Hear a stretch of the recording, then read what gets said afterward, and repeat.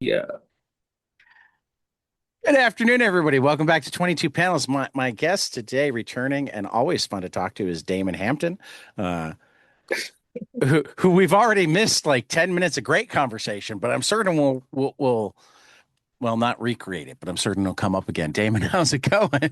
Yeah, no, it's good. It's good right now. I was literally just working on the comic, at least one of the comics we're going to talk about, and that's been really Well, fun. let's lead off with your But yeah, Kickstarter, Stellar Remnant issue 2.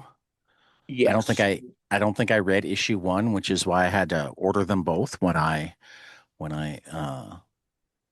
pledged. Because I like anything you do, and this Yeah, looks like thank your you. cool stuff. If it Um, helps, the issue one tier, the one where you get both physically, um, I am charging, in theory, I'm charging less for issue you get issue one for the print price, not the print price, but the yeah, you get it for like the retail price, not the like, yeah, well, not the retail at price, a but the at a very at a very discount. That's what I reasonable should say. price. I don't know why I'm making this Yes, difficult. You get it yes, at a at a discount. very reasonable. I jumped on it already, so it doesn't. You don't have to help me. I Yeah. think I was backer one. If I wasn't backer one, I was in single digits. Um, Thank you so much. I have been backer I one on really like wanted it three or to work four out. projects recently. So like that's how insane I am about the things that I like. Like the second I get the alert, it's Yeah, like, okay, drop everything, give money. but like, The yeah, the, and like, the also, I listeners just want can't the see books me to be, pushing my finger against my hand, yeah. but that's what happens.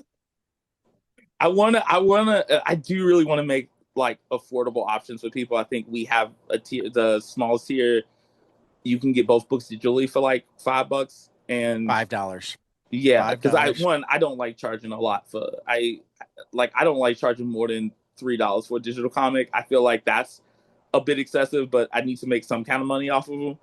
Well, Um, and while I get that and I love you, you do deserve more money than that. because it just feels like, normally you got to worry about printing and shipping and all this other stuff, No, but I it's like with understand. digital, But like just get if it. the retailer tier had been like I absolutely wouldn't have thought twice about paying 10 more dollars for both comics. I'm just Yeah, saying. yeah, I don't think I'm alone with that.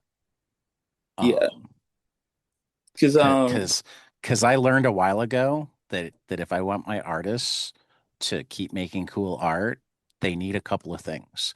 They need roofs over their heads and they need food. And yeah, those things cost money. So if yeah, I can't make certain that they get that money, preferably in a way that doesn't require them working a full-time job, because if they're working a full-time job, they don't have as much energy left to make art. If I want their art to yeah, be their full-time job, yeah. I mean, I that's just what it is. I had to. I was I like talking to repeat this to. because, well, I think my listeners are very aware. I think this needs to go out into the ether a little bit more. If you love art, you want artists to eat. The whole starving artist motif, that's for the birds. You don't get a lot of art Yeah, from no, it's more starving about. It's people. not about. No one wants to be a starving artist. That's just a joke about what it's like, Right, what it's been like. Yeah, no, right. I was. It's funny. I was talking to Chopra's Michelle Fife at New York last year, New York Comic Con, and I got to have a good conversation for him for like 5 minutes. And he was really It was nice. And actually Mikhail FIFA. Mikhail Fife, yeah, right? See, I Yeah. gotta I gotta learn We the just French finished reading Canadian. Copra, and I Yeah, talked to him at CXC. I got the first volume from him, and then I got That's like, I so think I got, good. yeah, and then I got like a later one, and I got to read. I have so many books to read because like I You know, finally I have get it. money to buy books, so I started buying books when I was like Yeah, doing the DC thing, and right. especially like indie books. I was like, let me get everybody's indie books at these shows, and then but then I And was then your working all the stack of time. two read is like Right. Yeah. a So mile yeah, I high. was working all Fine. the time, so I didn't have as much time to read, and I was still trying to keep up with the weekly comics. So like, I still haven't Right. gotten to my graphic novels because I'm like, always I'm Yep. trying to keep. I try to keep up with comics. I'm trying to. I always tell the other guys like I'm trying to. I know one day I just won't be able to.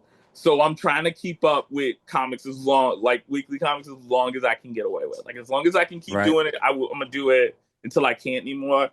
Um, because like I love reading comics. I have such a it's really nice. It's like especially now when I have such a bad discipline when it comes to dealing with the internet and video content and stuff. I will get into watching a bunch of YouTube video essays and podcasts and all this other stuff, and that is a different kind of like you have to I think to get something out of it you have to be really attentive and you got to be really purposeful or it just becomes noise and but with comics you kind of just you have to like focus and you can Yeah. relax. Comics force you to focus. Yeah, but You like don't have the I option of yeah passively imbibing comics. yeah you can't you gotta turn your brain on in a different way, whereas Right. like with TV and stuff it's just like I have a habit of like I'll pause, especially video essays and like podcasts. I'll pause and like talk about my thoughts and stuff like that when I'm like watching them more intently. But like if I'm watching them while I'm working, I'm kind of just like letting information flow in. Um, Right. And there's and some value to that, but it's a different value. yeah, well, yeah, I my ADHD makes it really hard to focus when it's I like get that. quiet. So I No, really no, like I yeah that's my autism, baby. yeah yeah yeah I'm always doing three things at once.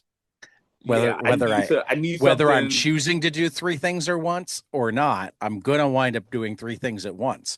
So if I need to Yeah accomplish things, it's actually pretty important um for me to decide which three things I'm doing yeah rather rather than just having two of them pop up organically and possibly distractingly.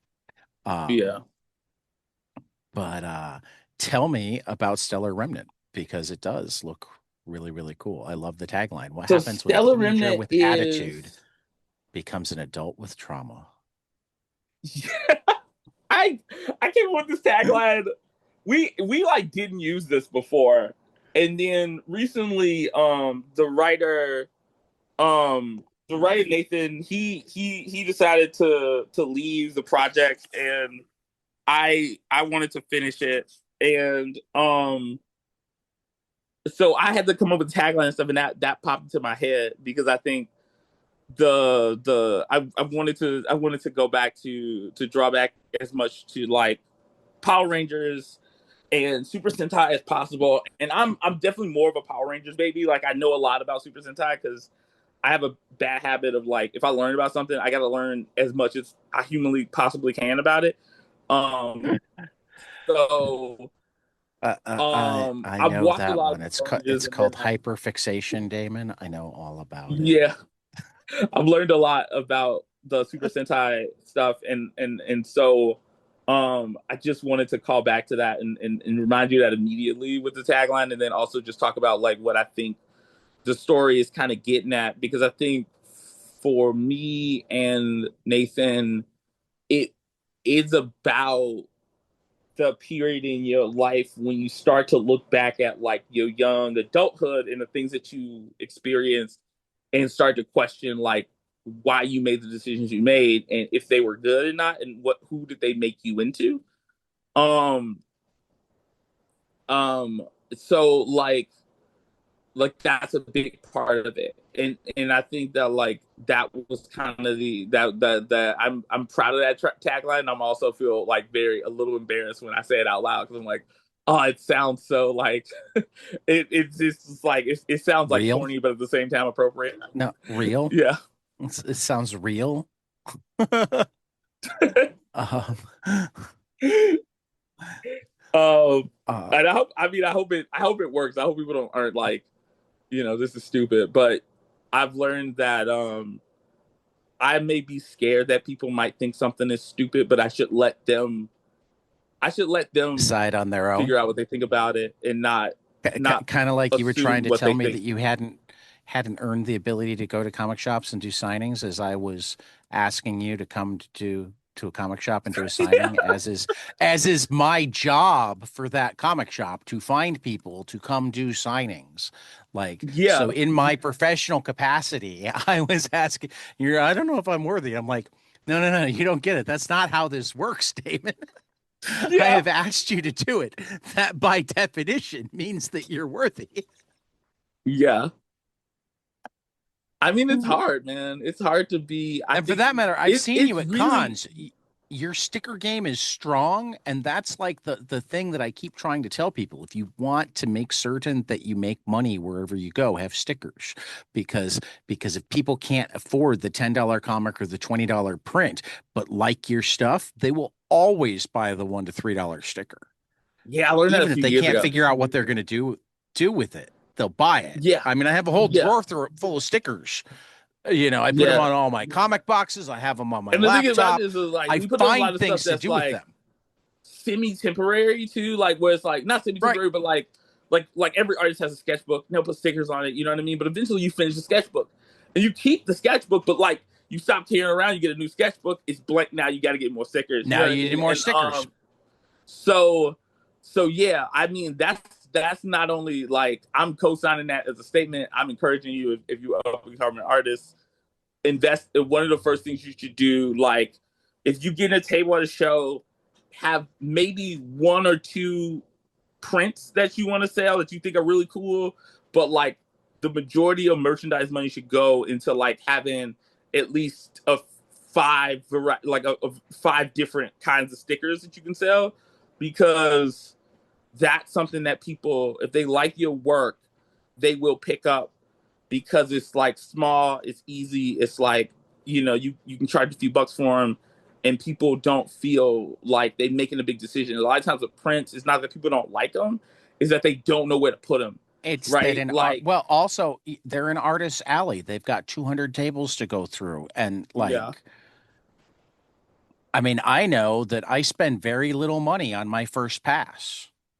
yeah, And almost all of it's on stickers. It's on the I want to make absolutely certain that I spend money with you. So I'm buying a sticker now, and maybe I'll come back for a print on Sunday, yeah, yeah, exactly. assuming Like, I and have usually with any prints money and stuff, it's left. like, yeah, usually with prints and stuff, it's like, who have I been a I fan mean, of for years? Like, who, like, I speaking of have to which, give. Damon, we're gonna pick up the computer for a second.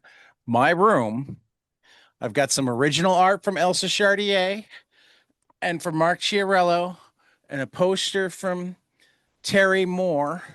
And I don't know Oh, if cool. I've got the angle right, but do you recognize what's up there with some Klaus Janson, Dennis Cowan, and China Clugston Flores? Oh, cool. That's so cool. So you are on the short list of people who are on the wall in my room. That's nice. I feel so. It's always. I was talking to people about this. It's always a big thing. You're in Which is comics and a lot of different art forms. You always trying to get. It's always kind of feel. It always kind of feels a little bit like a competition against people you're not really certain about. Like when it comes to like you have to send art to people all the time and be like, hey, are you hiring? And so it's very easy to I go back and forth about being discouraged and stuff, which I think is normal. As much as like I understand that people don't like to talk about this stuff, but I think it's important to talk about negative feelings, you process them. But oh, like absolutely. I mean, um David but Walker also recently just did a pair of Kickstarter comics on it. yeah, like and just like not and also not pretending like everything is good all the time, because I think people have it in their heads. We have so much pressure around not upsetting people with things that aren't good that we only present the good. And then people get so used to that and they don't really connect it to this idea that like, well, they don't like hearing about people's bad experiences, but they also Except that only all of the ever see fiction your we good read are bad experiences, experiences. and they think that other people outside of them aren't having bad experiences. Right. You're only ever showing your vacation. You always on vacation to them, right? And Right. so we forget that, like, it's completely normal to like to doubt yourself or whatever. And also that's not a consistent state. I don't always doubt myself, but like when you gotta send stuff to people cold, or you gotta like I know that like I'm sending my art to DC editors, and they're also getting art from other artists that are just as good as me, and some artists I know who I believe are good better than me because I've been watching them for my entire career, like for my entire youth or whatever. Like, Right. you know what I mean? Like I remember last year CTV2, I was actually like I was talking to Gavin Smith, and I forgot who else. But we were like chatting about something, and they had talked about like having a little like they have a like online drawing group that they do every once in a while, and they like watch movies and draw or whatever. And somebody mentioned that Tom Riley was 29, and I was like, no, that's wrong. Tom Riley can't be younger than me. That's crazy. Don't you say that? Because it was like Well, I mean, I just messaged Tom to ask him for tips on drawing, and he was super cool about it. And it's like you see somebody like that, and you're like, that guy's amazing, and he the, must the, be a the, master of the. You know what I mean? And so like, but I know this Tom is is why also in the everybody same has a position as love-hate me, right? relationship with Zoe Thorogood. Yeah, right. Like it's like I know they're all in the same position as me. That's another funny story. Right.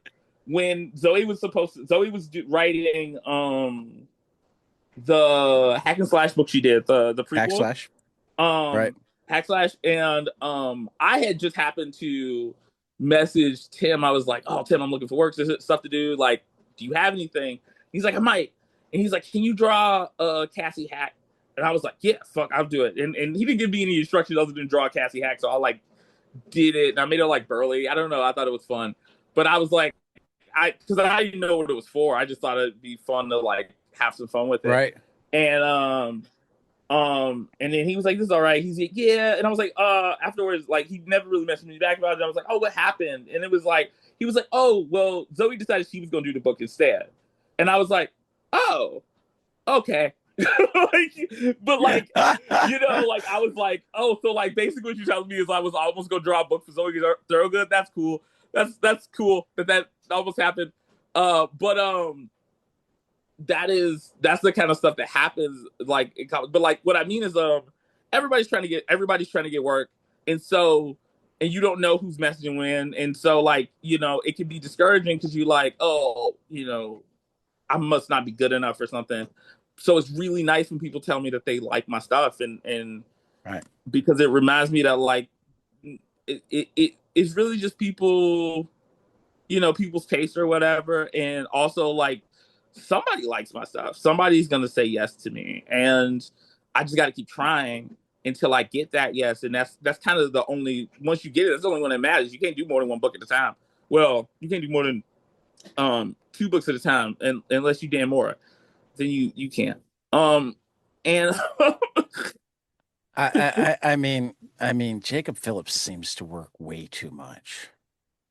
what is I don't But I need to follow Jacob more. I don't know because there's just been a lot. People talk so much about Sean Phillips and Ed Brubaker's books, and I keep telling myself I'm gonna read that stuff, and I haven't read it, and I well, feel like my uh semi uh semi unpopular opinion that's getting more popular, I think by the year, is that Jacob has already surpassed his father in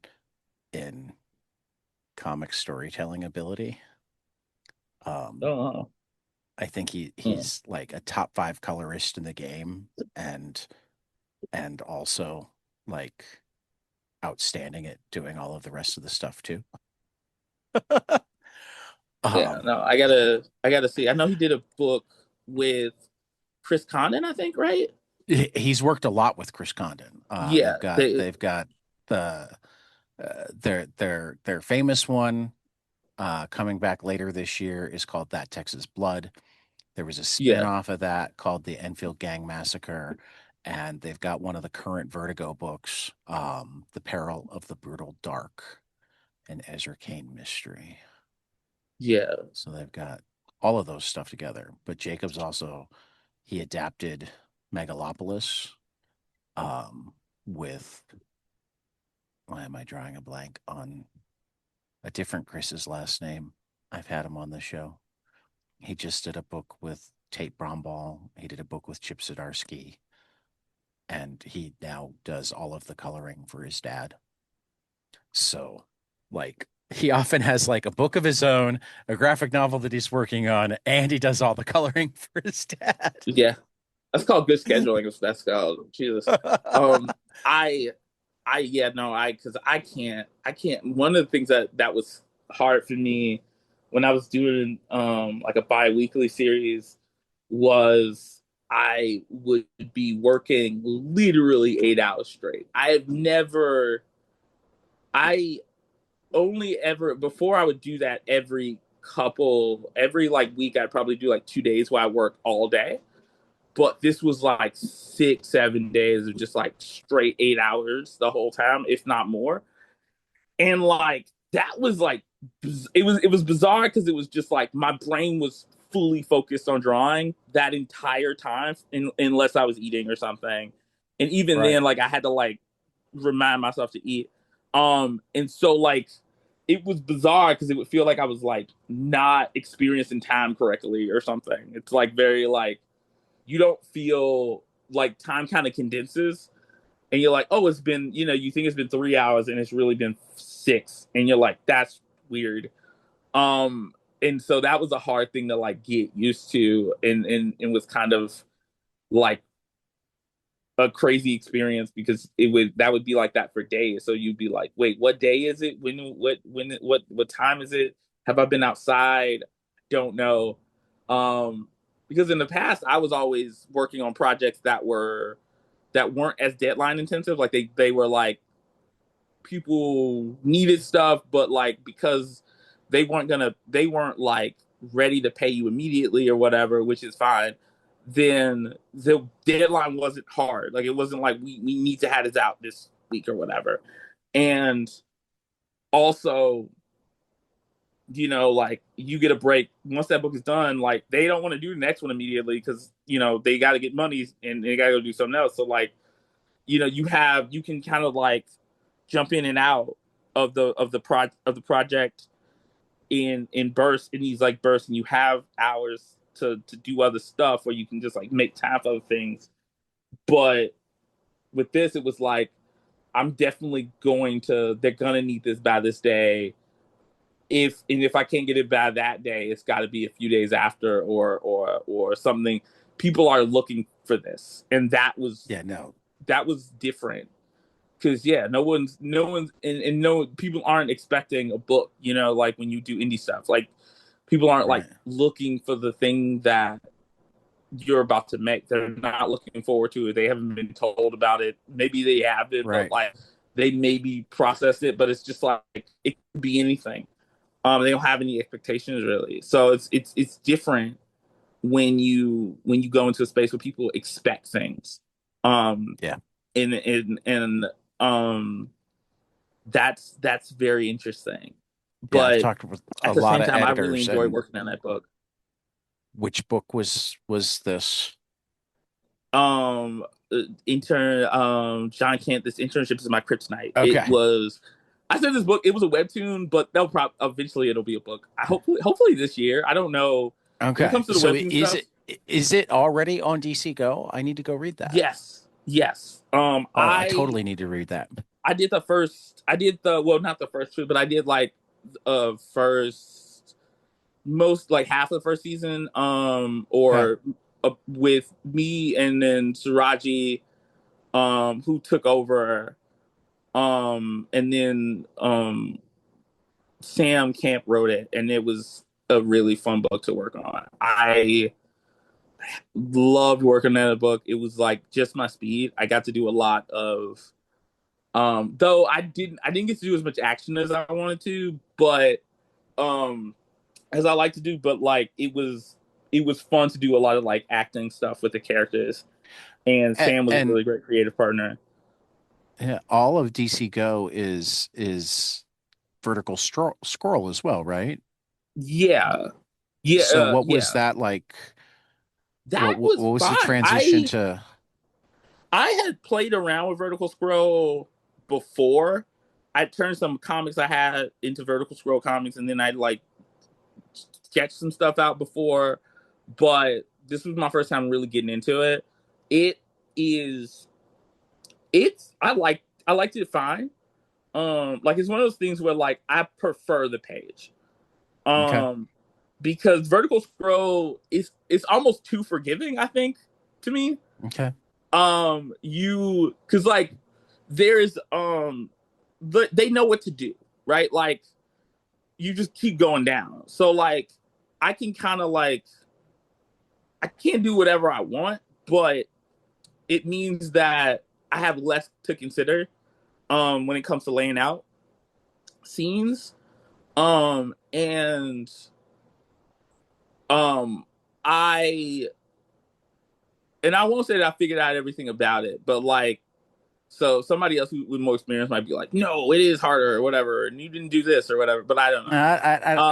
I don't believe in harder and easier. That all comes down to the person doing the work because That like makes sense. every Yeah, format that like I hear people talk about nine panel grids being that's the easy way out and like dude go look at the way like this person or that person messes with them like you yeah, know yeah. it's And all also, about what you do with that's not them the easy like way out because then it's like 9 panel grids eh, have like you only get so much space with each right. thing, and you've got to frame the composition. You got to keep it interesting, but it E- also e- every format has its own set of constraints. Every format has its own set of strengths and weaknesses. Every format has its own ways to be bent and played with. yeah, Um, I mean, like that was most of the reason I asked the question is like there's plenty of vertical scroll that is like, okay, I don't have to figure out how the panels fit on the page. I just get to draw my panels. But then there's other vertical scroll where it's like, how can I play with the fact that we're scrolling vertically? How can I yeah. make how can I can compel readers down? How can I sometimes make them want to go back up? You Yeah, know, yeah, that was one of the things also that I found to be frustrating, but only because the entire time I was working on it, I also mentally was thinking about, oh, would this work on a page? And right. Well, and that and was the like next thing I was going to go to is both in adapting so from the so page the thing to about vertical that's the other thing about scroll vertical and scroll vice is like versa. How do you? when you start to play with the medium on vertical scroll, that can be really cool, but that they usually it's usually harder to make the stuff you did to make it interesting on a screen interesting on the book on a page. So Right, right, like that becomes harder to translate the page the more you mess with the medium in that way, right, unless you're redrawing stuff. right, And um I don't they're it's not like they're gonna ask me to format the pages. Like I think right, if I wanted to do that, I would have to be like, hey, I can do this just so you know. Like I have to make sure and try to right. move that up the ladder. And it would Well, probably be a little bit extra like me, like them being like, I right. guess you can. But like I didn't, I wasn't confident enough, experienced enough in that to be like, I can do this, like let me do it later or whatever. Like and they aren't going to ask me. They're just going to assume that somebody else can, they have people who do it. I was talking to it's funny I was talking to Emma Kubert um at LA Comic Con last year, and then her husband also works at DC in like graphic design and stuff. Um, and he was telling me about like he used to do reformat and stuff for Vertical Scroll, and yeah, they just kind of like do like they have like a set little team for that. Um, so I would have to if I wanted to do it, I would have to like bug them about it, and Right. um Well, I don't even know let if me I want flip to that do that. question. It's going to No, take no, me longer I than I get that. think it will. I totally get that. I wasn't saying what you should do. I was saying talking about Oh, the different formats, dude. yeah. No, I go off on tangents. So do I. I was talking So do about that I. too. It was after a while, I'm gonna but flip anyway. I'm gonna flip that tangent around though, because in the middle of it, you talk about having adapted your own comics into Vertical Scroll, and one of the things that I've noticed is one of the massive differences in how good an adaptation can be is how much attention gets paid to the space between panels, because like you wind up with a certain pacing in a standard comic that if you're trying to replicate it in a vertical scroll, you have to think really hard. In comics, it has to do with the number of panels. It like you don't have to do space between the panels to create that feeling of space. But in a vertical scroll, you really do. Like and I'm Yeah. speaking as the non-artist. I'm speaking as the reader. Sometimes like you'll have the panels right on top of each other to have that sense of urgency. And sometimes like even if the panel only takes up half your screen, you will have a full empty screen before you get to the next panel, or you can. Like there are different ways that you can. So how much do you think about the space that you're adding when you're making? That was actually a part of it too. I thought about that a lot doing thumbnails, and the thing about that was balancing out like logistics with that kind of thing. It was like how much space, and I'm not really sure if I used it as well as I wanted to, but it was like how much space do I need to move the story to to create a feeling. Like there were times where I was like, oh, I can make this panel really small and have the white space take up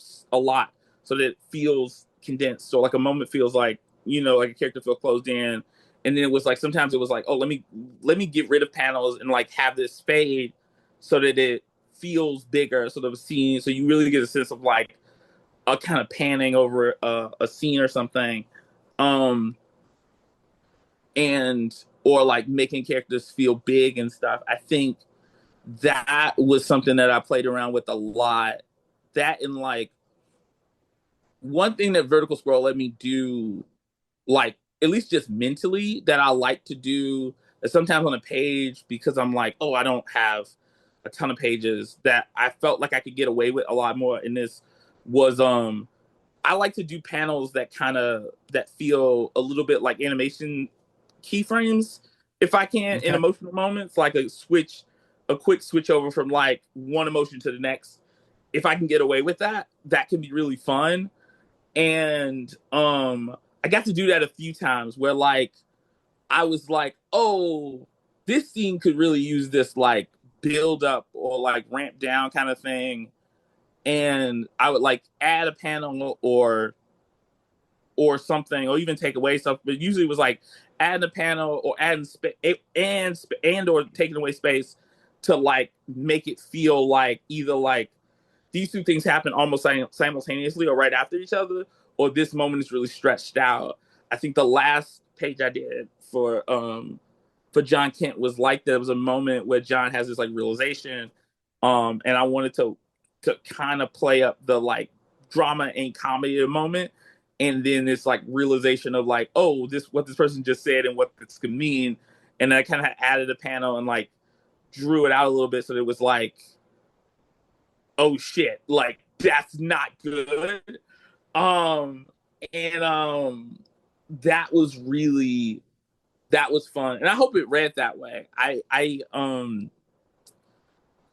didn't always have time to go through and like really like mess with every single thing in the way that might make that possible. But I tried my best to do the Yeah. best I could.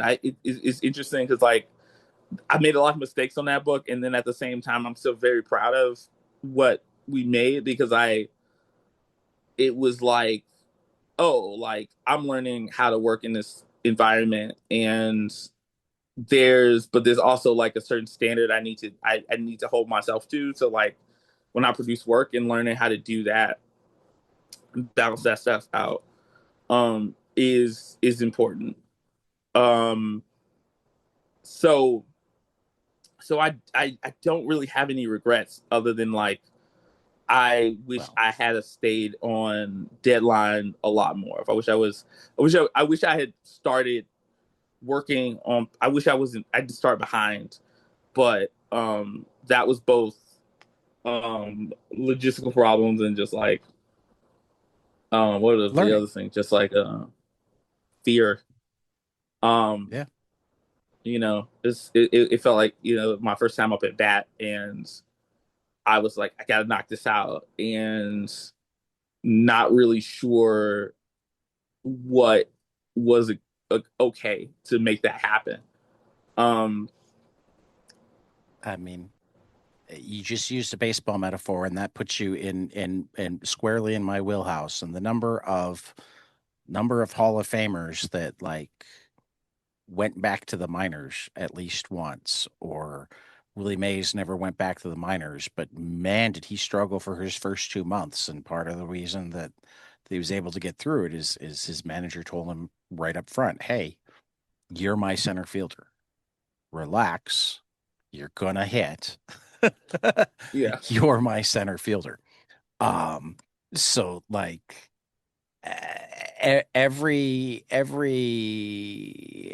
I don't even like to call things mistakes. Every challenge is a learning opportunity. Just listening yeah, to you talk about this, you've learned a lot. Then the next time at bat will be better. You'll yeah, you'll have that whole extra set of information to work from. Um, we talked a little off air, and I think I figured out how to jump at it. You did a work for hire educational project that I saw on Hoopla and was like, "Oh, Daimon got paid for something. I should go read that." And never got around to, and it seems to have vanished already. Um, and when we were talking off air, you talked about it being a little bit of a bittersweet experience in a lot of ways that I understand from my years in yeah, education and healthcare. So talk to me about um before we get into more of a conversation about what educational comics could be, because you were also hitting on some stuff there, and there's a lot that can be said about that. Talk to me about what it's like sometimes to be that artist that like you've got enough name recognition that you're starting to have more offers come your way, um, but you also have little enough name recognition that it's like, ooh, payday, must take this. yeah. Maybe that wasn't quite what it was, but It's like scary because um everything takes time. Like that was a big issue with right, this project too. Was like when I was originally approached about working on these books, like I assumed that it would be more of a traditional schedule, and there were like dates that were told to me, and it ended up everything ended up being later. But what that meant was I'm expected to start a project during a period of time, and then I'm telling other people, "Oh, I would love to work with you, but I can't. I've signed myself up for this, and I don't know.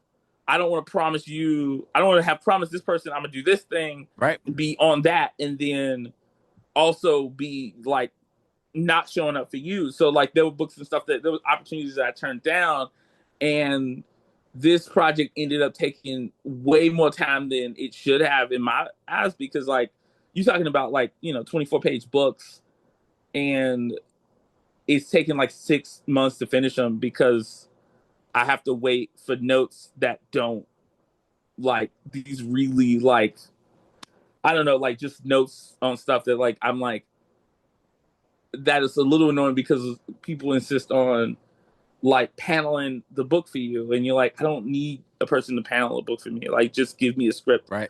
and I'll do panels. I'm not, a babe. Like, I know what I'm doing, and but Possibly like, better than they do.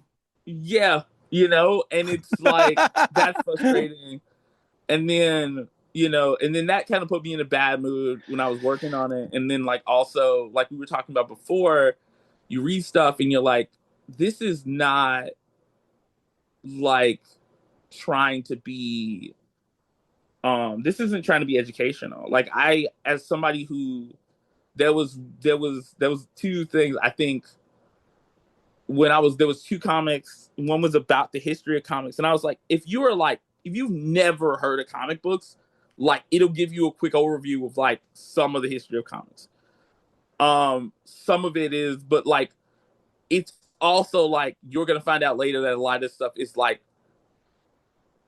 just barely true. Like it's not Half true, yeah, it's incomplete, like blah blah it's blah.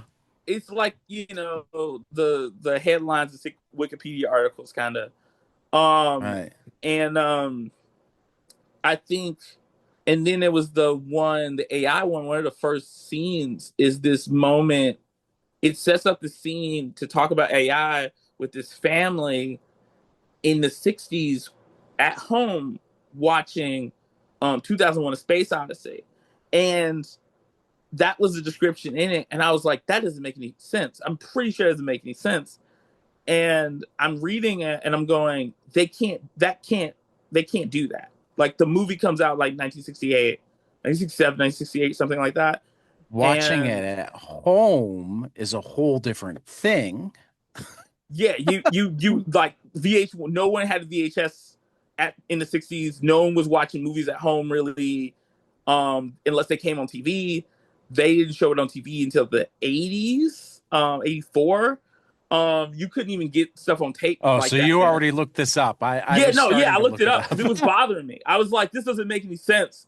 Because I'm like, why aren't they at the movie theater? Why? Right. Especially because like the book ends with them going to a movie with kids going to a movie theater too. So I was like, I would have just rounded it out.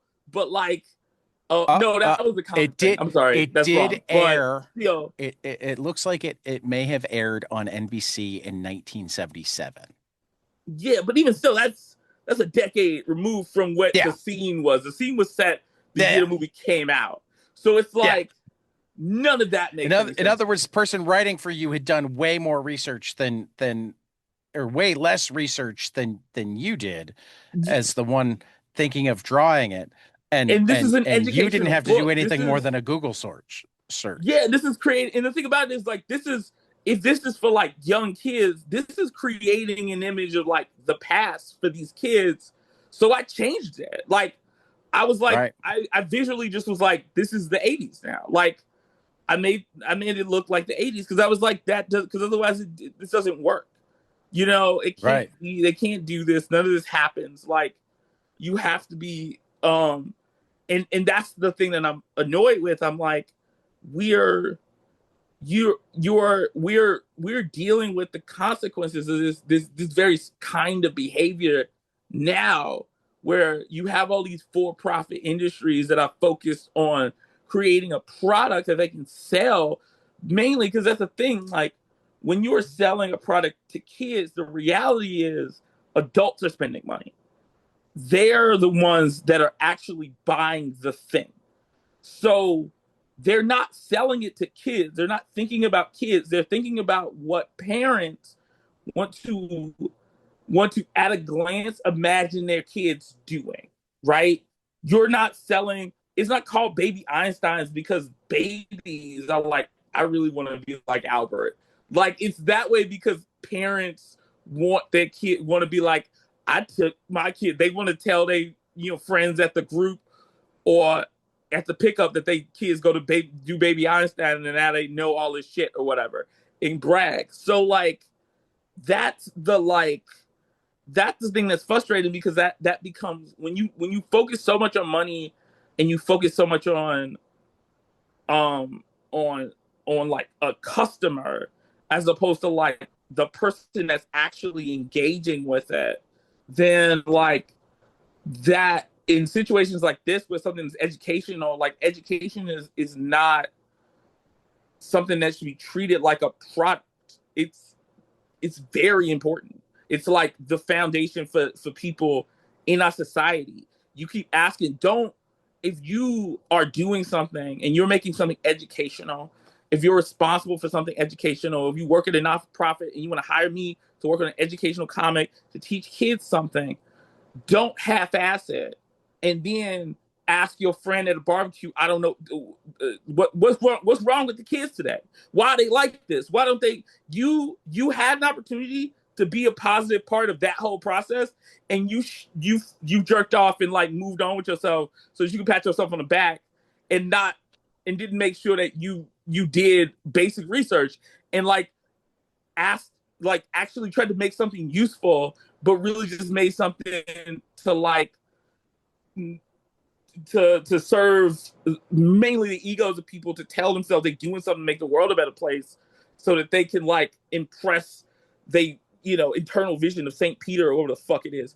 Honestly, I think that you are being kinder to some of these companies than I would be, having worked both in healthcare and education. I will say absolutely that there is an awful lot of stuff like, oh, comics are accepted now. Comics are easy. I'm going to start a comics company for education because there's all sorts of government money to be made. Or, or I mean, you see it in comics, but you see it where you see a ton of it is software. Oh, you Yeah. have to collect data. Let me make your collection of data easier. Never easier, never actually made for your specific needs. Like it becomes a thing that schools or hospitals buy every 4 or 5 years because somebody convinced them that this one is better. And well, they don't necessarily know that this one is better, but they know that the one that they have sucks. Yeah. And that's the thing. And The they thing don't about it is it's understand like, enough about how it works to get.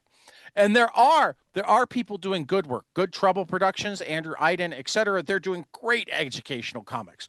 The New York Public Schools are putting out some great educational comics. But like one of the things that makes those different is you have people, and I'm not Damon, please don't take any of this as like a slam on you. I think we're on the same page here.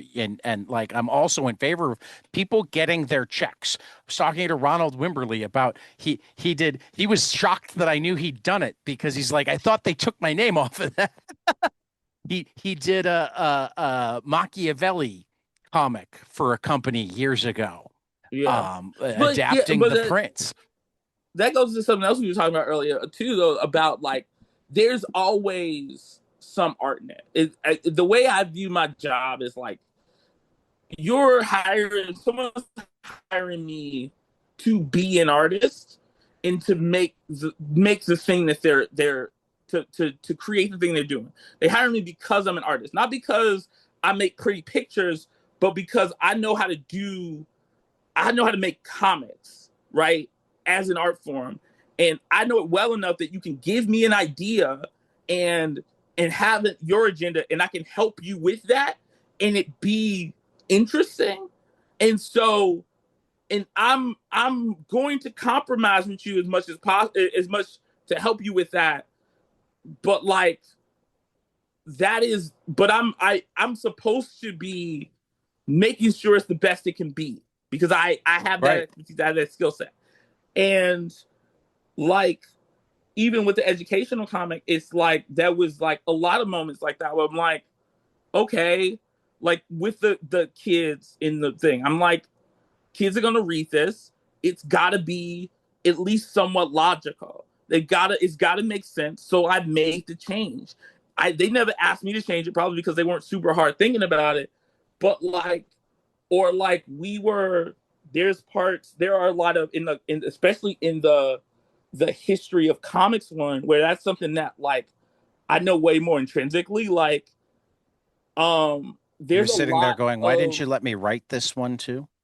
there's a lot of yeah, there's a lot of like little Easter eggs and drawings and stuff like that that exist to hint at things in there. They talk about, they kind of have like a page where they talk about like Luke Cage or whatever, and the way I set up the drawing, it's on a pile of comics, and in the corner you can see a copy of All Negro comics and you can see these other comics because that's important to me, right? And it's like if anybody picks up on any of this stuff, like that's important, right? Like they can learn something. Or like they talk about manga and they kind of like throw together.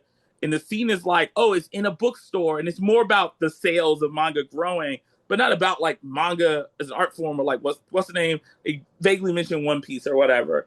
And I'm like, every single spine I chose specifically because I was like, these are quintessential works in manga that I know about that that kids who might pick up this book might recognize later when they go to a store and they go like, oh, what is that? Looks familiar to me, right? Like, and there's like, just if I can give you anything in that way, like I'm gonna do that.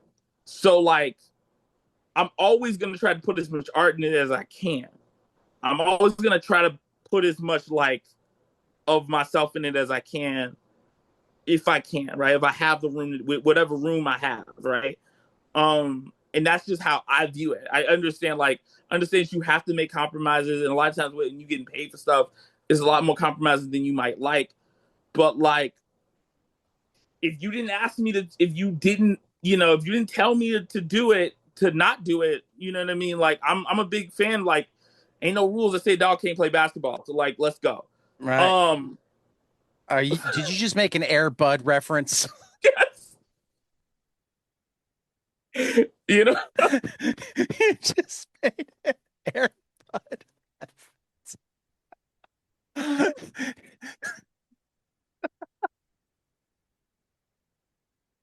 I agree, yeah, and like I just flipped. They are still on Hoopla. I found them. I was looking for the wrong titles, and they're not well enough tied to you in terms of searching for them.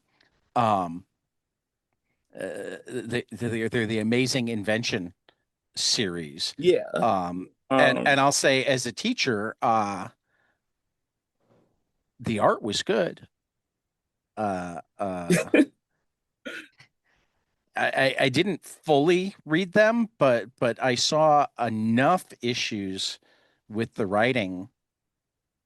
Um, and it goes back and forth. You know, not I don't want to bash it too hard, particularly because it has editorial fingerprints all over it. So I don't even want to yeah, name the writers because I feel like there's a really good chance that the writers feel about the same as you or yeah. stronger. That's Um, probably true. but And it's what it probably why, reminds like, me of, I'll give you an example from the world of textbooks. For that matter, Nate Powell recently adapted the unfortunately titled "Lies My Teacher Told Me" to graphic novel form, and yeah, the reason I say unfortunately titled is because it's really lies my textbooks told me. yeah, And yes, teachers are involved in textbooks, and teachers use textbooks, but like the book itself and the graphic novel are much more about how history gets portrayed in textbooks.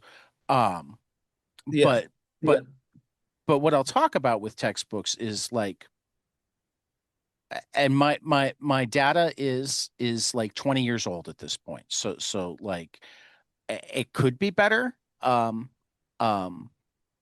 I would guess that it's not, but like as of about 20 years ago, um, like 27 states, the yeah, state board of education had to approve all textbooks. So it wasn't like a district by district thing.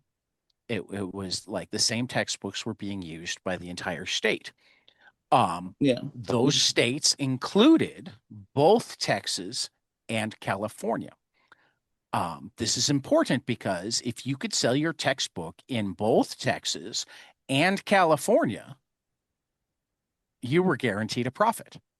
So yeah, essentially, it made it so all textbooks had to be able to be sold in Texas and California. So it didn't even matter if you allowed local level picking of textbooks because all of the textbooks that got made could be sold in Texas and California. Now think for a second about what it means to be able to be sold in both Texas and California. It meant things like handwriting was used rather than penmanship because penmanship is sexist. But it also meant that you couldn't have overly negative depictions of slavery because that wouldn't go in Texas. Penmanship I is saw sexist. what? It has the Penmanship word is man sexist. in it. It has the word man in it. Oh, that's Penmanship. I I guess. I feel like there's just like way more Absolutely. just Absolutely. the patriarchy is just doing way more than penmanship right now. Like that's just not. I don't disagree, but that's just like I mean, the best extreme there's more stuff in example the to bring textbook that up I would be like, as how things would get edited from both the left and the right to be this sanitized middle. For that matter, yeah, I saw like a marked up like you know how textbooks often have like the side box and they'll have the the the yeah, the short on a particular piece of history during the time. I saw yeah. an editor write up on a side box on Matthew Shepard. Are you familiar with Matthew Shepard? No. He was a Who's Matthew Shepard? he was a gay teenager in, I think, Wyoming, could have been one of the Dakotas or Montana, somewhere up there, that got beat up and dragged behind a truck to his death in like the mid to late 90s. Right. So he became a Oh, rallying cry. the boys don't cry. Sure. Yeah, I think so. So the notes were, this is great, very little, minor, I marked, but can we not mention that he's gay?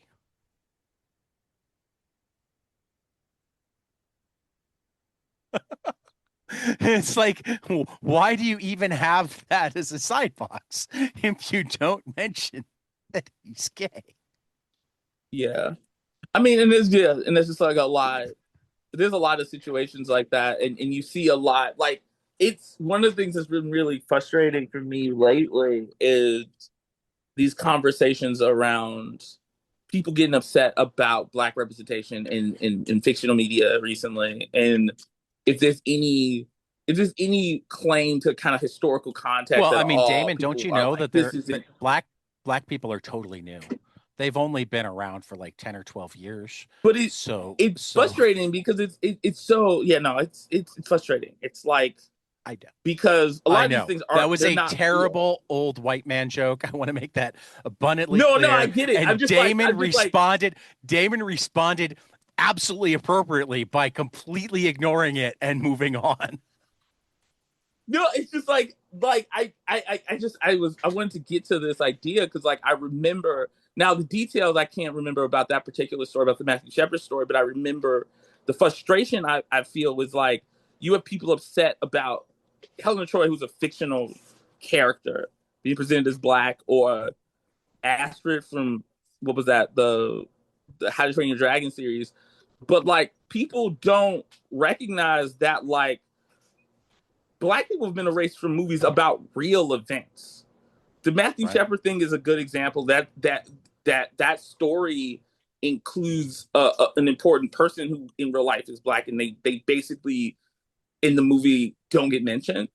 And I remember that one story with the one book movie. It unfortunately has Kevin Spacey in it now, which wouldn't have this problem if they wouldn't have the pay it forward wouldn't have this problem if they cast a black man like the teacher in real life who was a black man, right? Instead they cast Kevin Spacey who is not a good person, and um do you know what I mean? Or like, there was that movie about 9/11, and the main character is white in the movie, and in real life, that's a black person, right? Like the idea that like even in recent stories about recent history, um, black people are taken out of, and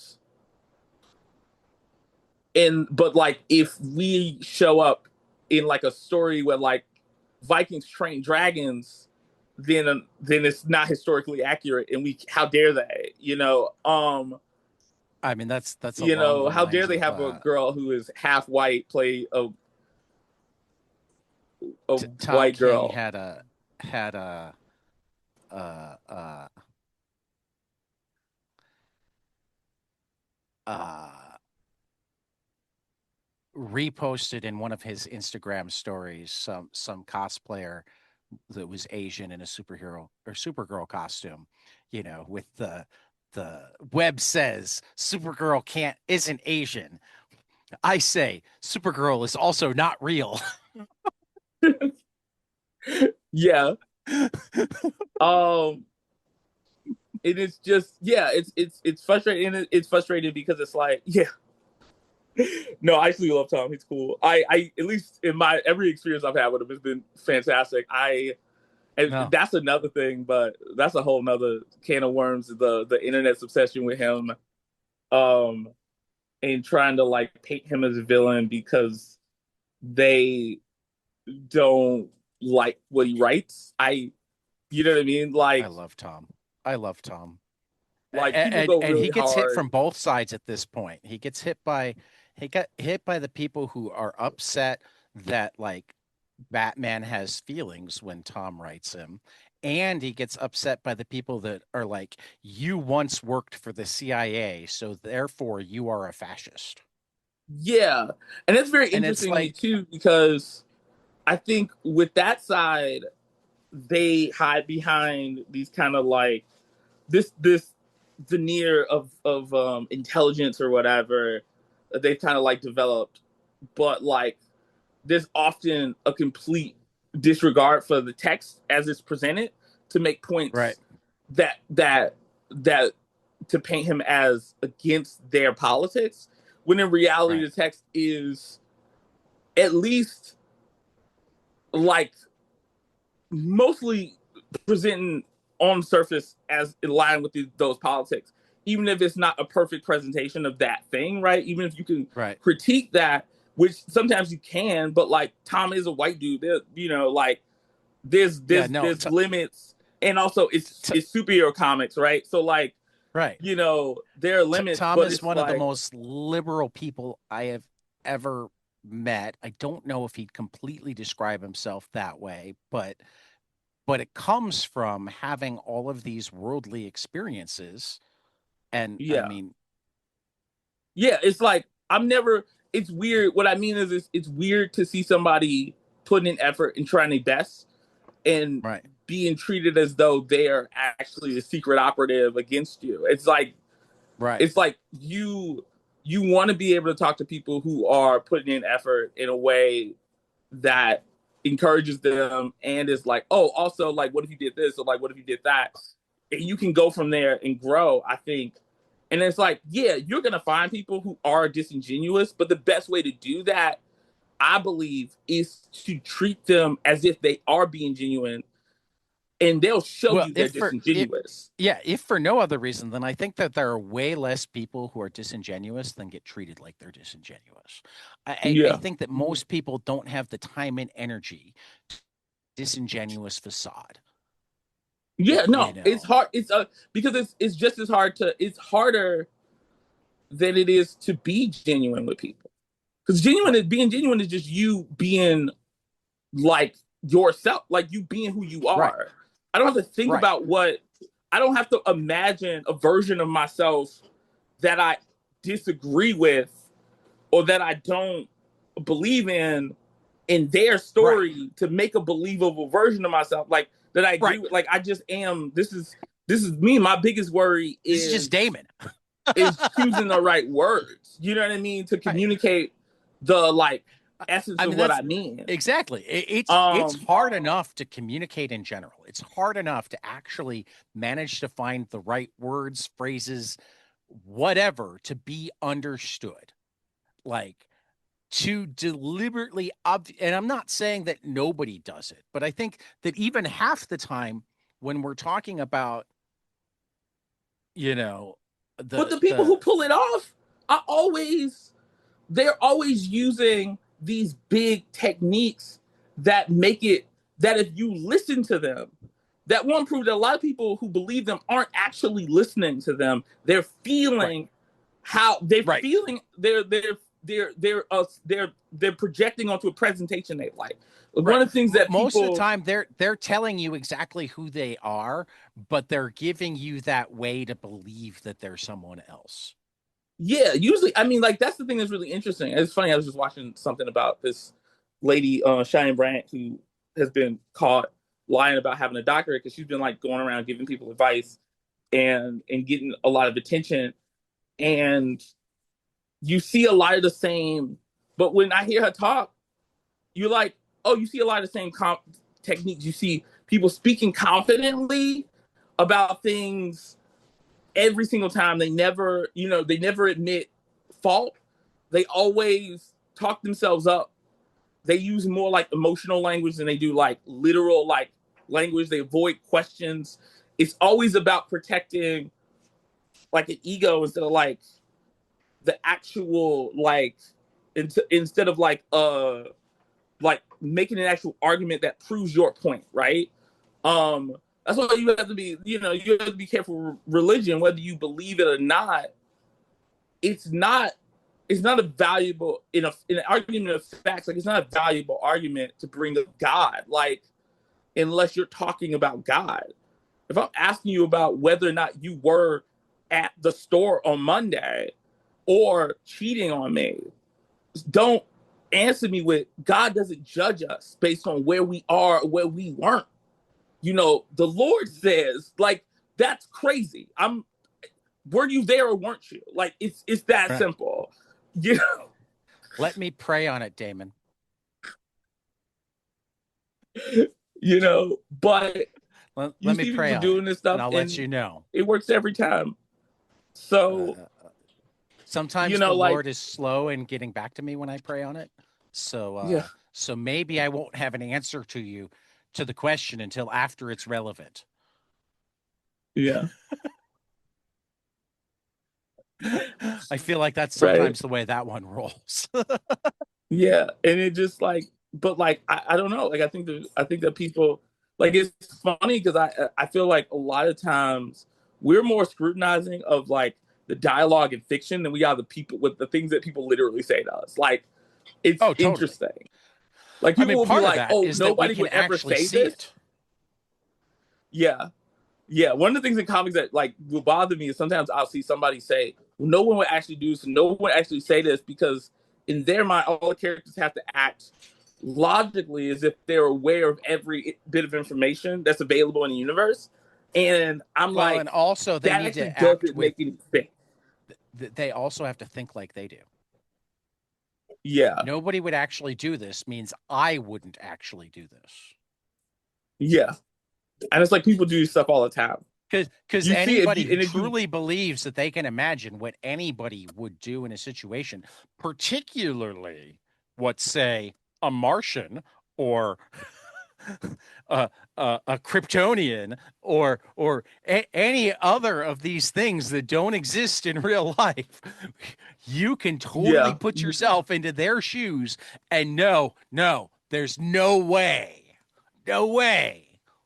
that That's what I'm at. would I exist. one of my favorite classic arguments is like, well, people would know who Superman was, and I'm like, no, they wouldn't, because you can't name a reporter that's not on TV. Right. If you don't I know mean, them I personally, can, but I'm a nerd. yeah. But it's like, how many of us can?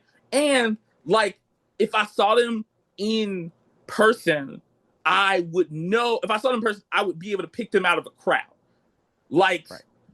Well, but I mean, I'm going to use a baseball example. Like Greg Maddux, for most of his career, wore contacts when he was pitching and glasses the rest of the time. Obviously, he wore a baseball cap when he was pitching. He wasn't a big hat guy the rest of the time. He was part of a trio of pitchers for the Atlanta Baseball Club, um, that were all very well known: John Smoltz, Tom Glavine, and Greg Maddux. and they were also good friends. They hung out together, they golfed together, they go to dinner together on the road, that sort of thing.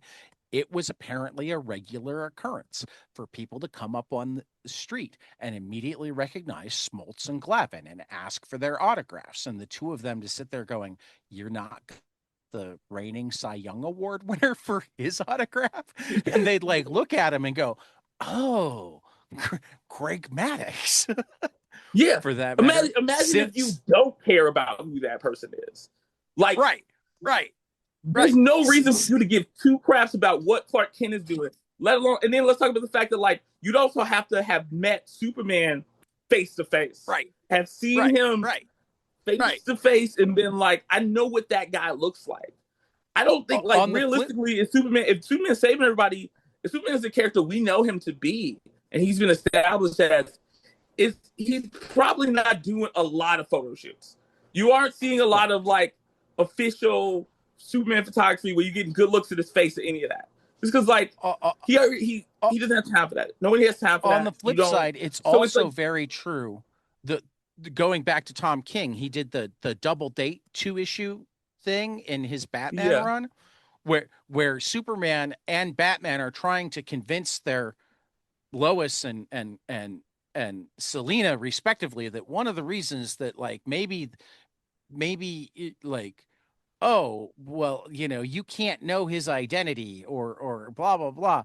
And like Catwoman's like, sweetie, looks like Superman is covered by most often by Lois Lane, Clark Kent's wife, blah, blah, blah. Meanwhile, Lois is talking to Superman going, yeah, sweetie, she's smarter than that. Like there are people who figured it out, but no, it wouldn't necessarily be common knowledge. It wouldn't be common knowledge, and even if you, I mean, Lois would have figured it out way faster than she's generally given credit for. Depending on what it is, but I think it's also completely plausible that Lex hasn't figured it out based solely on the concept of like. He just doesn't. He doesn't respect most people enough to even remember what they look like. And so, in part, just because he's so full of himself. It's totally. And you see that kind of thing all the time. You see, people forget us all the time. We hate it, right? You like, I spent an hour talking to you, like, oh shit, we did meet. That's crazy. You know what I mean? And so it's like you have to view. So like, it's very interesting when you have to kind of contend with people creating the fiction of what makes sense, or like the other one was Batman. They're like, just Batman is part of his face. I'm not gonna figure that out. It's like, yeah. So like, you really think if somebody told you Kim Kardashian was Batwoman in your city, you buy that? Because that's the equivalent. Like that's what they're telling you. By that argument, Elon Musk is clearly spending his evenings either as a supervillain or as Batman. So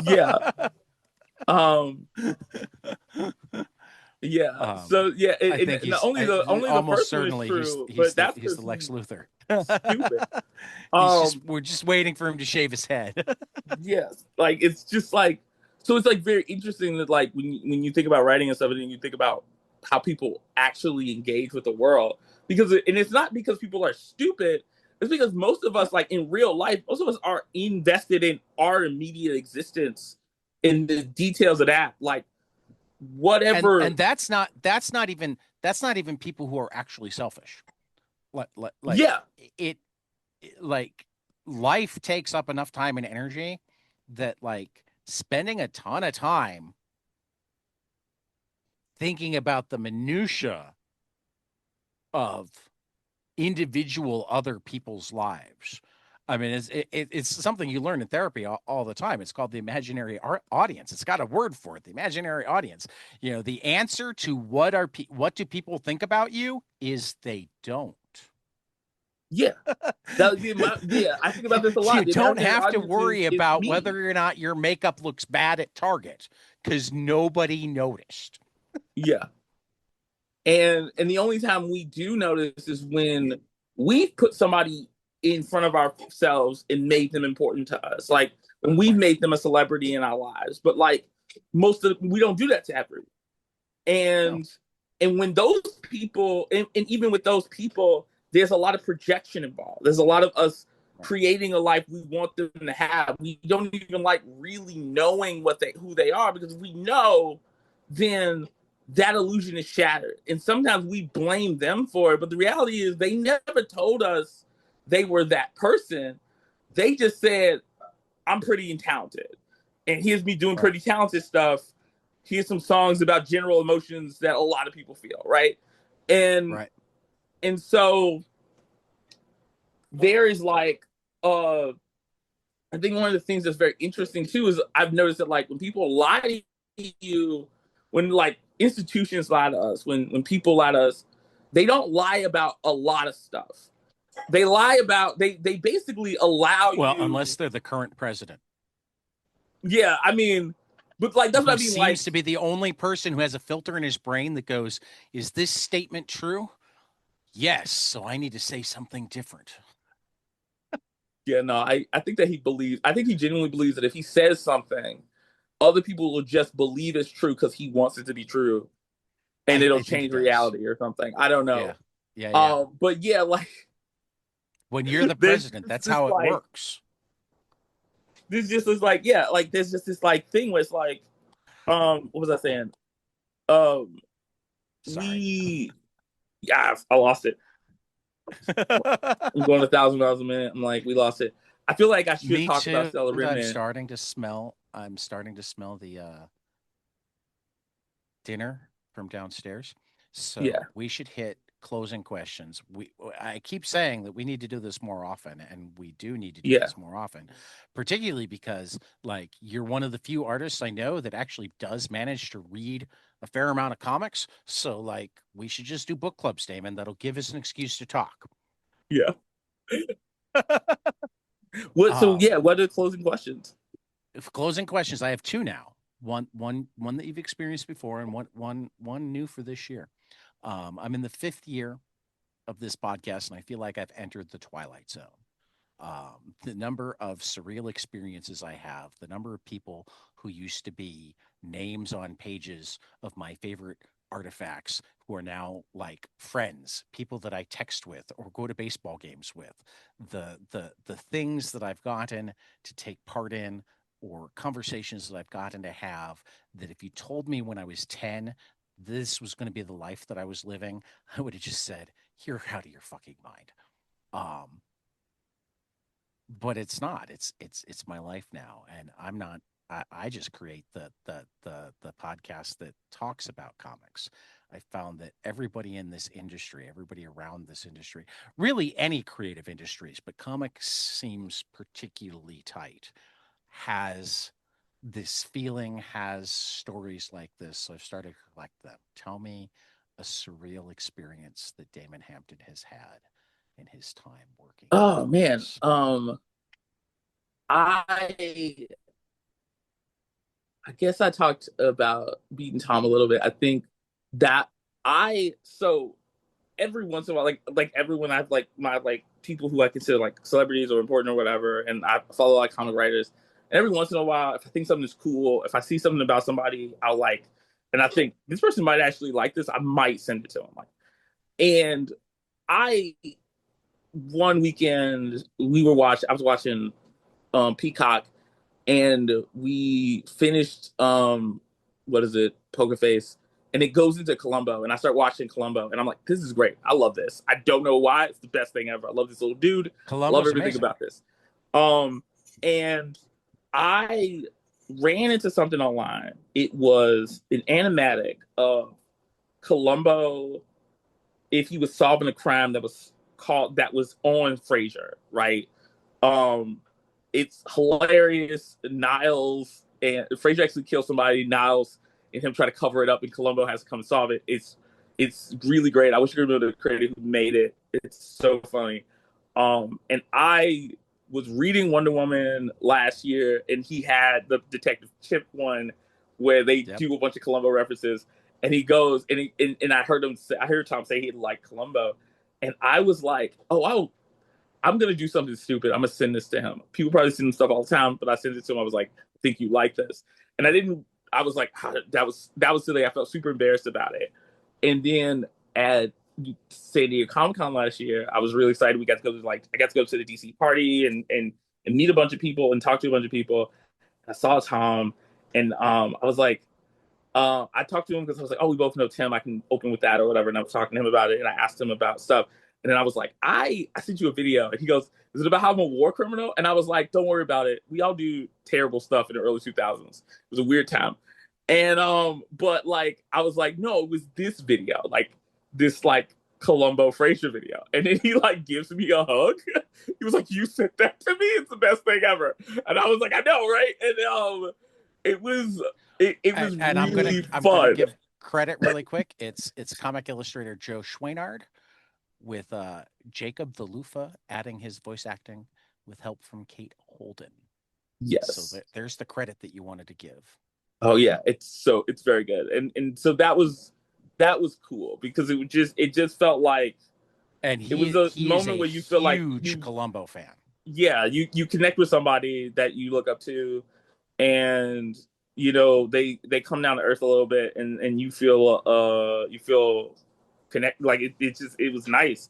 And I've had a lot of moments like that in comics, and it's been easier and easier to have these conversations with artists and writers I really respect and connect with them, and it's been lovely because I think my saying is like there's there aren't a lot of assholes in comics, and I can literally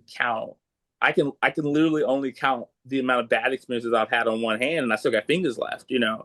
And so like um and so like I think it's really funny to see people online getting mad at creators or talking about creators as these like far off villains. Because you're like, these are just dudes and regular people. Like they have no, they're Yeah. and they're fans like you. Like they just want to like talk about comics.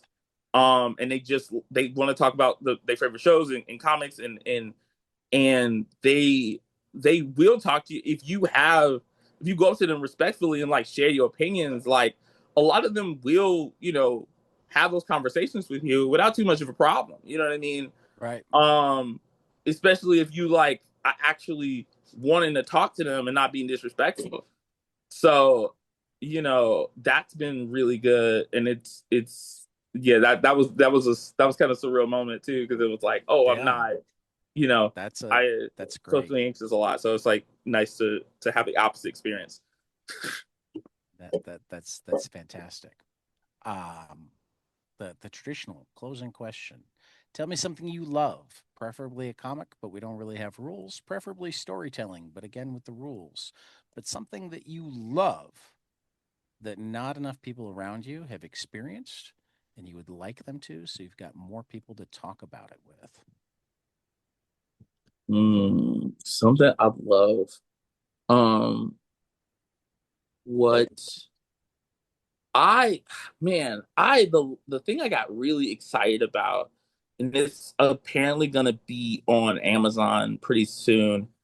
Um, this is a kind of a big thing. It's kind of like a bigger thing, movie thing, but like, so Jorma Taccone did a remake of this Scandinavian movie, with Jason Segel and Samara Weaving, called Over Your Dead Body. It's about this couple who goes off to a cabin in the woods, and they both secretly have a plan to kill each other. It is a comedy thriller thing. I have been a fan of Lonely Island for a long time. I got to go see it in Chicago a little bit before it came out because Jordan was doing like a screening thing, and so he did like Q&A afterwards. And I love the Long Island podcast. So Quain Army, and so like, but it. I love when something doesn't. I'm not a big like genre tone purist. I like when things organically can like juggle different tones or like switch tones. And the movie takes these like maybe two or three turns and ends in a very interesting place. And it was so exciting. It made me excited about movies this year. It was like, and it was like small and interesting, and um, everyone's great in it. There's a bunch of great performances from Jason Segel and Samara Weaving and Timothy Oliphant. Um, and it was just like I love a good movie, especially something that's just like doing something that I think is actually interesting and different. And this was especially in a way that's like kind of a little subtle, and I really enjoyed it. Um, It looks good. I'm gonna have to put it on my watch list. yeah, that's been good. Also, I'll say comics wise, just brutal from Dennis Hopeless has been Oh, so really good. fun. I love the art. It's different from stuff I've seen. I'm like I'm Oh, big. Bram Revel is amazing. Yeah. Um I love how expressive everything is, and I love a story that takes place in the aftermath of like a story, the kind of story like vaguely I've seen before. Because Right. that's the thing I think about a lot when I'm watching stuff. Like, what happens next? What happens if they do this again? Like, how does this affect the future? Does all these things like, and as I get older, I'm more interested in that. Like, because I find that like typically we don't change into a perfect like a exactly who you expect we were would have become like 10 years ago or whatever. So I really like that it's a story after a story. Um and that I'm figuring that out as the story progresses. Every little Right. beat, every little conversation enlightens me to like what this relationship is, how it affects these kids, and also they feel really considered. Um, I like and also like I think I'm always curious about how white writers handle black characters, especially and I'm always critiquing that. So it was a nice surprise to see these characters feel fleshed out and feel like people that um had depth. Even the dad who can like on a surface level be a certain kind of feel a bit like a stereotype isn't exactly that. Like there's a clear reason for it, which I think is really important. Um and um there's always room for improvement, but like I think it's a pretty good book. I really enjoyed it. um man uh and I That's high praise. I might have to pass it on to Dennis. Dennis is on to plug that book. Um, I get along with him well. He's a great guy. Yeah, Um, I've been a fan of his for a while. yeah. I'm sorry I didn't let him change his name to his real name. I couldn't let him do it. Me and the rest of the Yeah, fans no, were no, like, they're like he tried it briefly and he's like, yeah, no, I seem to lose all of my name recognition when I did that. So we gave up. yeah, That was a question the uh, first time I had him on. What should I call you? Dennis Hallam or Dennis Hopeless? He's like, yeah. no. But I'll defend his Spider Woman run to anybody Oh my who wants to God, try it's to so make some good. bad argument about it. Fuck, I love that run. I love It's so the good. choices.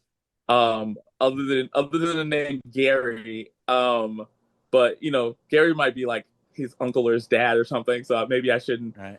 But it's just a funny, or maybe it's just funny to name a baby Gary. That's hilarious. I mean, Uh, have you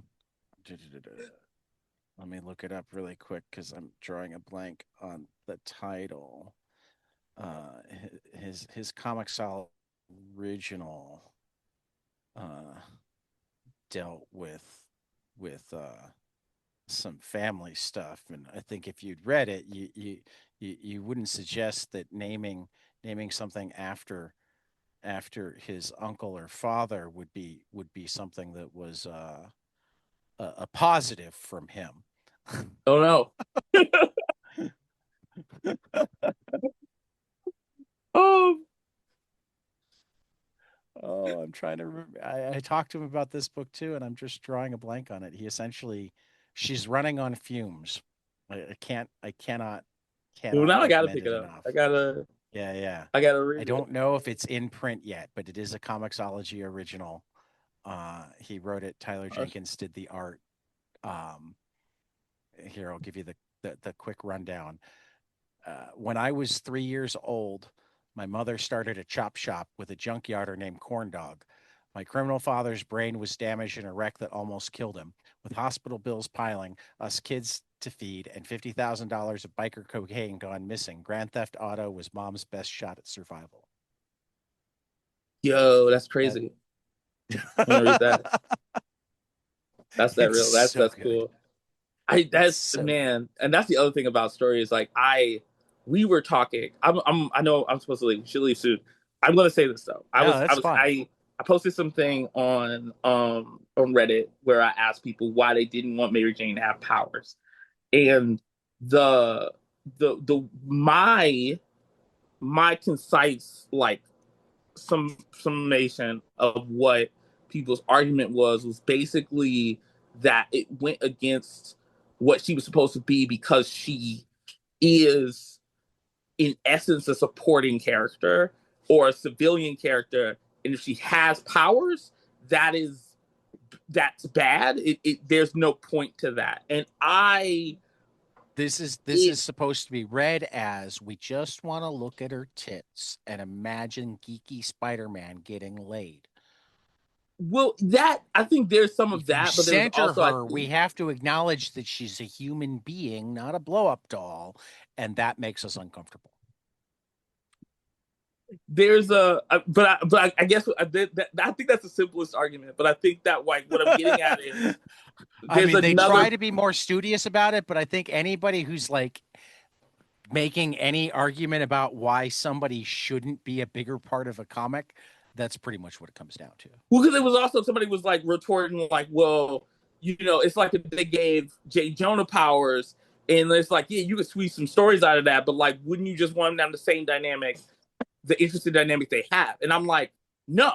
Like one of the beauties of like literally mainstream superhero continuity comics, right? Like you really don't. This is big to almost specific. It can be outside of that, but mostly it's this kind of storytelling is because they don't end, because these are the same characters in the same world and they share a world, right? With all these things affect each other, you can tell the kind of stories where people go through periods of great change, and that counts for something in a way that you And then can't undo it if you in feel like it. traditional, Whatever. even in like traditional literature. There are no like I'm not there's no Ulysses book 12, right? There's no, Nope. like we don't get to know what happened to Holden Caulfield as an adult. We don't know what he becomes. We don't know how that those events affected him into adulthood, if it improved his life or made it worse. But we do get to see that with these characters. There was this argument that, well, Mary Jane had this terrible incident with the symbiote when she first turned to Venom. And it's like, yeah, but that was when they just met this thing. Since then, we've Right. learned there was a planet, there have been multiples, it's been all kinds of things, Right. right? And in life, you learn things and grow, and there's no telling where that will take you. And like a friend of mine we met this lady's mom. She's this like little 70-year-old Canadian white lady who like, was conservative and like went to church and stuff. And then my friend offhandedly tells us her mom used to do heroin. And it's like, what? You know what I mean? Like that's real life. Like that's real existence, right? So like you can I think at most I would say like maybe you want Mary Jane to go back to not being a superhero, but like maybe you want to tell a story of why she learns she doesn't want to be a superhero, been having these powers, and what she can and can't do, what she feels like she wants to do and not do, right? That's interesting. Instead of just saying she can never do that, right? Like that's not a thing she can do because we the readers just can't handle the vaguest amount of change, because that actually is interesting. Seeing her react Right. the same way every single time to the same stimuli is crazy, right? Like she just always like, wouldn't she get tired of constantly needing to worry about, the guy she's dating swinging in the right time, especially when she knows that he might be saving the rest of the universe. This might be one of those weeks, and Dr. Octavius is doing some shit, right? Like Spider-Man might not be able to come. That would, you know what I mean? Like that kind of thing. Well, and Then how come it's always Spider-Man? How come it's never just randomly Daredevil saving Mary Jane? I mean, isn't it sometimes a different superhero happens to be closest when she's in danger? I mean, yeah, that's Let's just exactly the things that you can kind of like do. And it's weird to me to arbitrarily limit comics in this way, the storytelling in this way, when you have logical reasons why all of these things are possible, and you just need to tell a good story with it. It doesn't matter. Like the like pieces don't really need to like be specific. They just need to be arranged in a way that tells an interesting and entertaining story. If that doesn't happen, then that's the problem. But like, it's not that, in this issue, Aunt May decided to go to the park and, to make a salad instead of wheat cakes or whatever the fuck it is. Like it, or this was the one time she got mad, and you're like, she never gets mad. And it's like, yeah, that's kind of the point. She never gets mad. What made her so mad? Right? Like, if Jay Jonah gets powers, what does that mean? It asks so many questions about what does he do as a superhero? What does he experience? Right? Like, there are answers to the questions of like, okay, this is what other characters have done, but what does Jonah do in this situation that are logical and make sense, align with the character we've seen for years in this scenario that would be interesting and would result in a bunch of stuff that we may not have ever imagined happening, because he doesn't respect people who wear masks. He doesn't, he's like, and really, got his own code of ethics and stuff, but he's a capitalist, all these kind of things. So go ahead. So yeah, they were like, oh, you wouldn't want to read that, right? And I'm like, no, I'd love to read that. What are you talking about?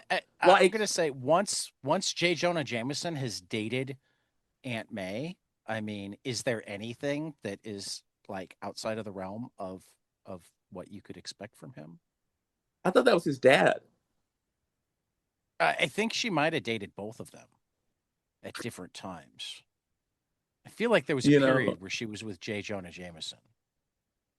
Yeah, no, it's just like, but that's that. Like, I'm going to close on this because we could go forever, which is why we need to do this more often. I tell you this every time we see each other. This is actually why I'm also not opposed to universe altering events, because like that's where, we're out of stories to do with this set of stuff, or the set of writers that we have right now doesn't have any good ideas to do with this set of stuff, and they want this. Okay, reset. Now, as far as the world is considered, the in-universe world is concerned, Mary Jane's never had powers. If we decide that we want her to have dealt with, we can find a way to undo the undo. Yeah. Exactly. It is like, and I'm completely okay with that as long as it leads to good stories. I think honestly, if my big problem, I don't like it when my big thing is I don't like it when a writer comes in and just like tells you everything you read previously doesn't matter. Like they found some way to like wipe the slate clean. And I both get where you're coming from and where the writer's coming from. I do get where they're coming from, but it's like because it's like one of the only things that will, like, you can be a great writer, like you can be good, and if you do that, it will make me put down a book so fast.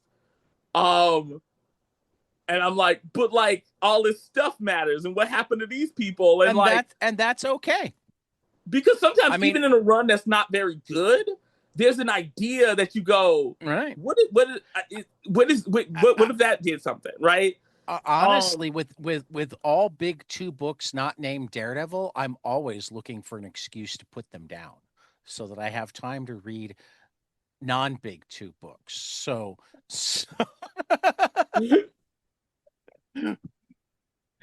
I mean, That's a good argument. Um,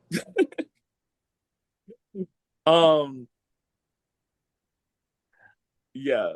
I think yeah, yeah, that's not even to say that I don't like big two books. I have my digital subscriptions to both of them, but like I prefer to interact with them more in chunks after I've started to hear, oh, this run was good, that run was good, rather than keeping, particularly because like what little influence I have on the industry is in making people read something that they might not have otherwise. I have there's like as either a retailer or a podcaster, there's very little I can do that will affect Batman sales yeah, or even Aquaman sales, right? yeah, Um Affecting sales of Just Brutal is a whole different thing. yeah, You know, yeah, and if I get three that's more true people to too. read it It's and like they each get two more people to read it and they each get another person to read it, I might have just doubled their sales by you know what I mean? yeah, Um yeah, Particularly if like I'm not also going, oh, and you want to get this sixth Batman title this month.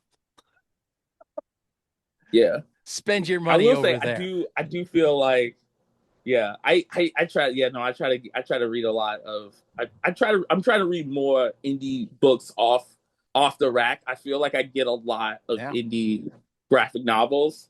I Yeah. just picked up No, Showdown that's by good too. I mean, Cave Lugosi. I think the indie graphic novels tend to be more evergreen than a lot of the and I think that's Yeah. something that the publishers are just starting to figure out is that it's probably not a good idea to let them go out of print. It's something that comic shops are just starting to figure out that like yeah, like the collection of a Spider-Man book has only a little bit more of a shelf life than the single issue of a Spider-Man book. The collection of an indie book is not the same.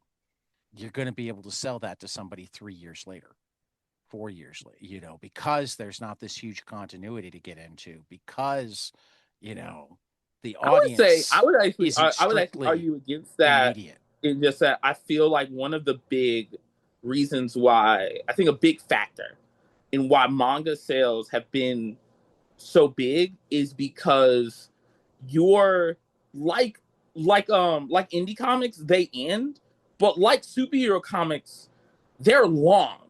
So once you buy into a Oh, series, I you totally gotta also buy believe all of I, them. I t- no, I totally also believe that there should be longer leashes for indie comics than there Yeah, often because I are. think like if you and to support my argument, if you look at the best selling indie series of all time, Saga, Yep. um, um, Uh, on um, on the Walking flip side, Dead, like I mean, Invincible, you can they're all also long as compare to hell. books. Catcher in the Rye is not part of a series, Yeah, and it right. continues to sell. Yeah, Day Tripper will always continue to sell. It doesn't need to be bigger. yeah. So, you, you know, but yeah, and it's not to say that Mouse will like always continue to sell. It doesn't need to be bigger. yeah, and that's the It, thing. It's like, what kind of story are you it, telling? That's the other thing too. I think a right. lot of times people get really excited about trends in formatting and storytelling, like episodic versus serialized or whatever. But it's like, Whereas I would love to not have trends. I would love to have storytelling get done in whatever yeah, form seemed what to is be what's best for the narrative you tell it? What kind of story are right. you telling? What's best for it? And do that. Right. Like, don't try to Right. force a story that's best as one shot into a series, and don't try to force a series into being 6 issues when it needs to be 12. You know what I mean? Like, it's just Right.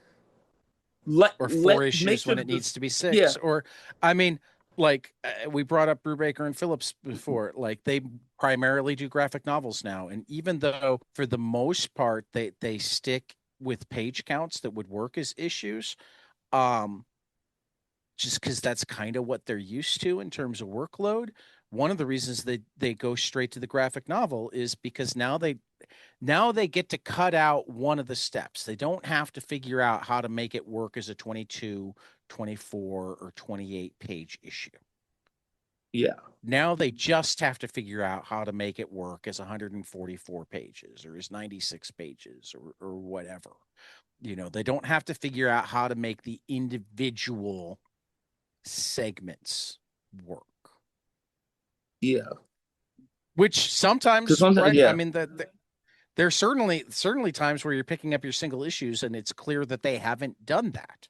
Like it's like, yeah, oh, this hopefully will be good when I have all 5 of them.